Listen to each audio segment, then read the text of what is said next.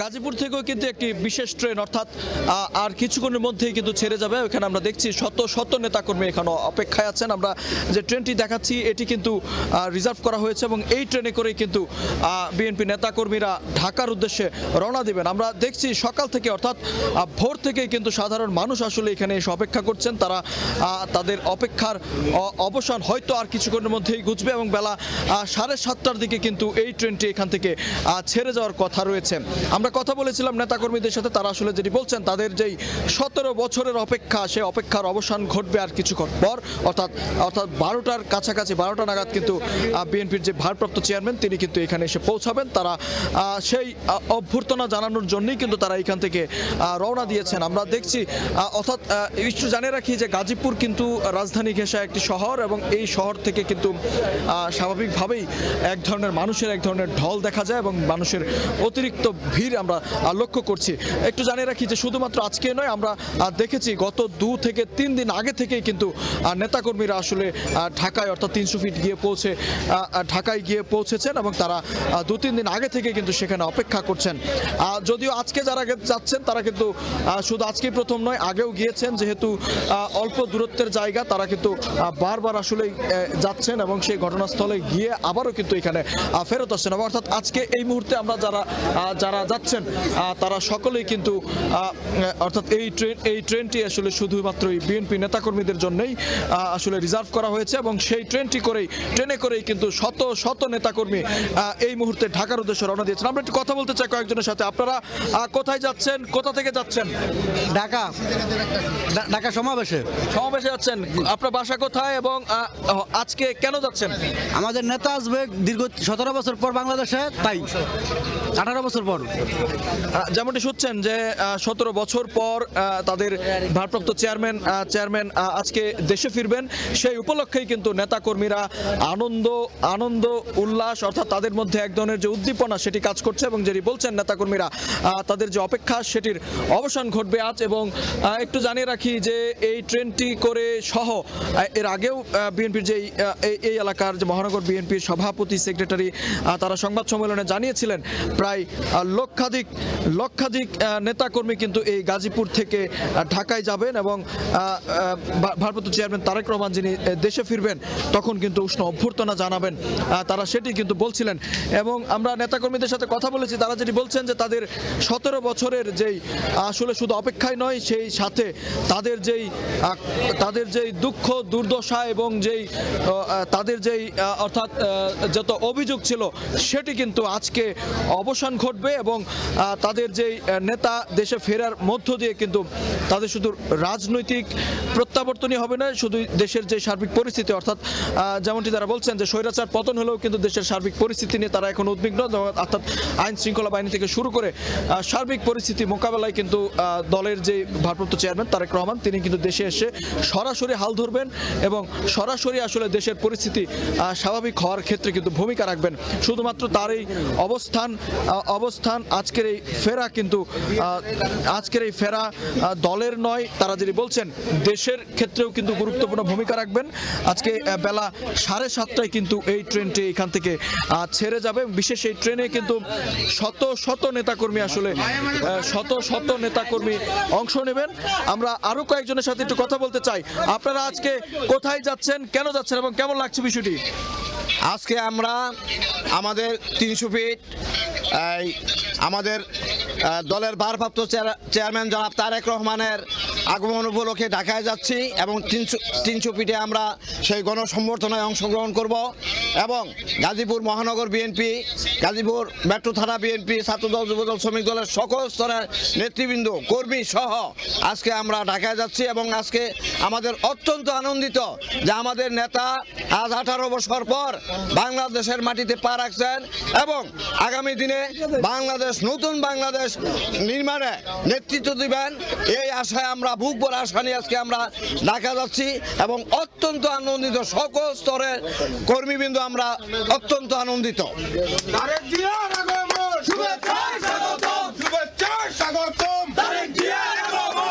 স্লোগানে কিন্তু আসলে দেখছি স্বাগত জানানো হচ্ছে তারেক রহমানের তারেক রহমানের আগমনকে কিন্তু তারা স্বাগত জানাচ্ছেন এবং নেতাকর্মীরা যে উৎসব আনন্দ সেই উৎসব নিয়েই কিন্তু তারা আজকে গাজীপুর থেকে ঢাকার উদ্দেশ্যে রওনা দিয়েছেন। তাদের উদ্দীপনা তাদের মধ্যে কাজ করছে, সেটি আমরা দেখছি। তো এই ছিল গাজীপুরের খবর। এই বিষয়ে আরো খবর জানাতে আমরা যাবো মুন্সিগঞ্জে, সেখানে রয়েছেন সহকর্মী নাসির উদ্দিন উজ্জ্বল। এই কুয়াশা এবং কনকনে শীত, এই পৌষের কনকনে শীত উপেক্ষা করে কিন্তু হাজার হাজার মানুষ ঢাকার 300 ফিটের উদ্দেশ্যে রওনা হচ্ছেন এবং এই মুন্সিগঞ্জের যে মাওয়া এক্সপ্রেসওয়ে, সেই এক্সপ্রেসওয়ে যে নিমতলী পয়েন্ট, এখানে কিন্তু সবচেয়ে বেশি মানুষ এখান থেকে যাচ্ছেন এবং এখান থেকে 100 বাসের মধ্যে কিন্তু বেশ কিছু বাস রওনা হয়ে গিয়েছে এবং আরো অনেক বাস কিন্তু জড়ো হচ্ছে। আমরা দেখছি যে মুন্সিগঞ্জ 1 আসনের যে বিএনপির প্রার্থী শেখ মোহাম্মদ আব্দুল্লাহ ব্যানার ফেস্টুন নিয়ে এবং সেখানে তারেক জিয়াকে অভিনন্দন জানিয়ে কিন্তু নানান রকম ব্যানার ফেস্টুন দিয়ে জড়ো হচ্ছেন এবং আপনারা লক্ষ্য করছেন নারী পুরুষ বিভিন্ন ধরনের বয়সী লোকজন কিন্তু এখানে জড়ো হয়েছে এবং তারা কিন্তু বাসের পাশাপাশি অন্যান্য গাড়িতে উঠছেন এবং এই যে নিমতলী পয়েন্ট আছে সেখানে কিন্তু লোকে লোকারণ্য এবং তারা বলছেন যে এখানকার যে মুন্সিগঞ্জের 69টি ইউনিয়ন রয়েছে এবং 2টি পৌরসভা রয়েছে, প্রত্যেক পয়েন্ট থেকে কিন্তু লোকজন রাজধানী ঢাকায় যাচ্ছেন। কালকে অনেকে গেলেও কিন্তু ঢাকার কাছের জেলা হিসাবে মুন্সিগঞ্জে কিন্তু এই বৃহস্পতিবার ভোর থেকে লোকজন যাচ্ছেন বেশি এবং সড়ক পথে লোকজন যাচ্ছেন এবং দক্ষিণাঞ্চলের যে 21 জেলা রয়েছে সেই 21 জেলার যে প্রবেশদ্বার মাওয়া, এই মাওয়া দিয়ে কিন্তু পদ্মা সেতু দিয়ে এই লোকজন ঢাকার দিকে যাচ্ছেন, স্রোতের মতো যাচ্ছেন লোকজন এবং বাস ভর্তি এইসব লোকজন কিন্তু নানাভাবে ব্যানার ফেস্টুন প্রদর্শন করছেন এবং তারা যে এখানকার আসনগুলো রয়েছে সেই আসনের যারা বিএনপি প্রার্থী রয়েছে তাদের সমর্থনে তারা উচ্ছ্বাস করছেন, আবার এখানকার যারা সম্ভাব্য প্রার্থী রয়েছে তাদের উদ্দেশ্যে উচ্ছ্বাস করছেন। আপনারা জানেন যে মুন্সিগঞ্জের যে 3টি আসন, 3টি আসনে কিন্তু বিএনপি প্রার্থী চূড়ান্ত করা হয়েছে। মুন্সিগঞ্জ 1 আসনে যে শেখ মোহাম্মদ আব্দুল্লাহ তার মনোনয়ন কিন্তু চূড়ান্ত করা হয়েছে। এই অঞ্চল থেকে তারা বলছেন যে 100 বাস তারা যাচ্ছে এবং একই সঙ্গে কিন্তু ওই রাজধানী ঢাকায় যে 300 ফিটে যারা রয়েছেন তাদের জন্য বড় একটি অংশের খাবার সরবরাহ করা হচ্ছে এখান থেকে এবং ট্রাকে ট্রাকে কিন্তু খাবার পাঠানো হচ্ছে। একই সঙ্গে আপনারা জানেন যে মুন্সিগঞ্জ 2 আসন, যে আসনটিতে সাবেক স্বাস্থ্য প্রতিমন্ত্রী মিজানুর রহমান সিনহাকে প্রথম পর্যায়ে মনোনয়ন দেওয়া হয়েছিল, কিন্তু তিনি অসুস্থ অবস্থায় সিঙ্গাপুরে চিকিৎসাধীন থাকায় কিন্তু তার স্থানে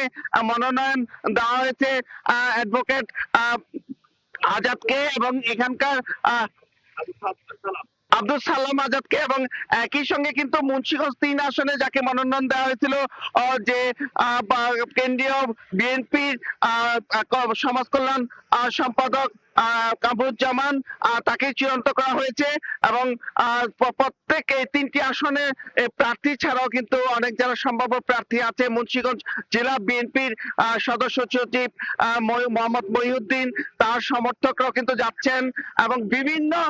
পয়েন্ট থেকে লোকজন জড়ো হচ্ছেন এবং জড়ো হয়ে তাদের লক্ষ্য একটাই যে তারেক রহমান যে দীর্ঘ 17 বছর পরে বাংলাদেশে আসছেন নানা রকম চ্যালেঞ্জের পর এবং তাকে অভিবাদন জানানোর জন্য, তাকে এক নজর দেখবার জন্য। এবং আপনারা জানেন যে সকাল 11টা 20 মিনিটে ঢাকা যে তার অবতরণ করবার কথা রয়েছে তার স্ত্রী এবং কন্যা সহ, এবং সেই 11টা 20 মিনিটের পরবর্তীতে যে 300 ফিটের সংবর্ধনা, এইসব পুরো বিষয় এত সময় বাকি থাকতেও কিন্তু লোকজন একের পর এক যাচ্ছে এবং তারা বলছেন বাংলাদেশে সবচেয়ে বড় যে লোকজনের জামায়াত সেটি হতে যাচ্ছে এবং তারেক রহমান যে বাংলাদেশে এসে এবার কেয়ারে যাবেন এবং এবার কেয়ারে যাওয়ার পরে যে পরের দিনে তার প্রোগ্রাম রয়েছে যে শুক্রবার জুমার পরে যে তার পিতা প্রেসিডেন্ট শহীদ প্রেসিডেন্ট জিয়াউর রহমানের মাজার জিয়ারত করা এবং সাভারের স্মৃতিসৌধ, এর পরবর্তীতে যেসব কর্মসূচিগুলো রয়েছে প্রত্যেকটি কর্মসূচি ঘিরে কিন্তু মুন্সিগঞ্জের লোকজনের অংশগ্রহণ নিশ্চিত করবার জন্য নানা রকম পরিকল্পনা করা হয়েছে এবং তারেক রহমানের নিরাপত্তার ব্যাপারে কিন্তু এখানকার লোকজনরা বলছেন যে পুরো বাংলার মানুষ তারা যারা বিএনপির কর্মী সমর্থক রয়েছেন, নেতা কর্মী রয়েছেন, তারা সার্বক্ষণিক আগলে রাখবেন এবং 12 ফেব্রুয়ারি নির্বাচনকে ঘিরে যে বিএনপির নানা রকম প্রস্তুতি, তারা বলছেন যে এই দেশের একটি গণতান্ত্রিক প্রক্রিয়ার মধ্য দিয়ে যে জাতীয় ঐক্য সৃষ্টি হবে এবং যে ঐক্যের মধ্য দিয়ে বাংলাদেশের যে অপার সম্ভাবনা, সেই সম্ভাবনাকে বাস্তবায়ন করা হবে, সেই লক্ষ্যেই তারা চাচ্ছেন যে এই আজকের যে তারেক রহমানের বাংলাদেশে আগমন, তার স্বদেশ আগমন, এটি একটি বাকবদলের ইতিহাস হয়ে থাকবে এবং এই বাকবদলের ইতিহাসে অংশ হওয়ার জন্য কিন্তু এই লোকজন জড়ো হচ্ছেন এবং এই জড়ো হয়ে তারা